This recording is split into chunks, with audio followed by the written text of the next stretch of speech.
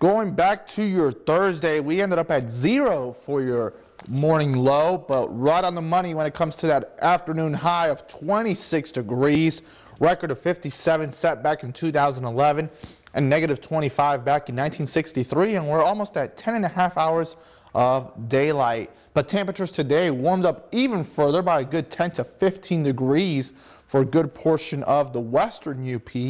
A little bit less towards the east, but still above average. 39 in Munising, 38 in Escanaba, 42 in Marquette, 46 in Iron Mountain, and 51 in Ontonagon. So we're going to see similar numbers for tomorrow, especially like the ones you see here in Ontonagon, for starting to spread out more towards the east for Saturday and even for the days ahead. So we could be dealing with a couple of records being broken in the afternoons. Looking at those winds, mostly out of the south. 20 miles per hour in Marquette, 17 in Munising, a little bit lighter as you make your way towards the west and towards the south, 9 in Iron Mountain, 3 in Houghton. And the main takeaway for the next couple of days is just going to be warm. It's going to be very, very spring-like. We are going to be flirting with records pretty much starting tomorrow all the way through Wednesday. There is a chance of rain, though, Monday night going to early Tuesday, but still not enough to drop down those temperatures. It's not going to be until very late in the week where we'll finally have a strong cold front, and that's really going to knock those temperatures back down to near average, with even snow coming into the forecast by next Friday.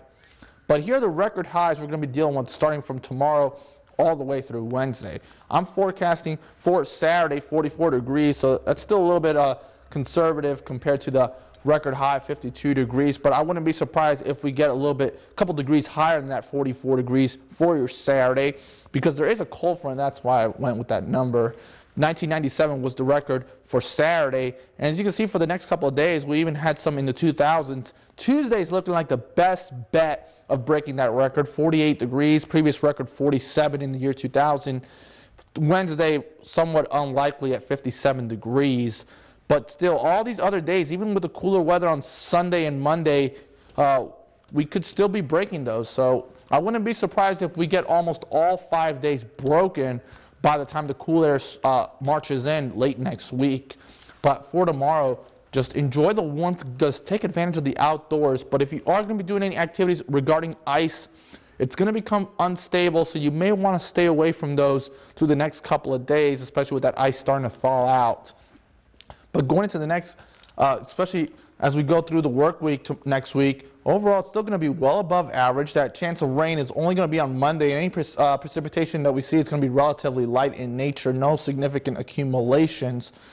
But there's also already road restrictions because of that warm weather, because of the thawing of the ice. So a lot of interesting weather will be occurring, especially when it comes regarding to water. Rivers also could begin to flood out as well. So anywhere, just remember, if you're doing any water-related activities, you may want to steer clear of those at least until the weather gets cooler once again. For tonight, though, 27 degrees, mostly clear and warm. Winds out of the south at 5 to 15 miles per hour. For your Saturday, no complaints whatsoever. It's just going to be sizzling all day long. Winds out of the west at 10 miles per hour. Temperatures into those 40s, but like I previously mentioned, some areas could get into those 50s. 48 in Ontonagon, 49 in Crystal Fall and Florence, 45 in Escanaba, so good 15 to 20 degrees above average. And going into your day plan a little more closely for your Saturday, sunrise occurs at 7:50 a.m.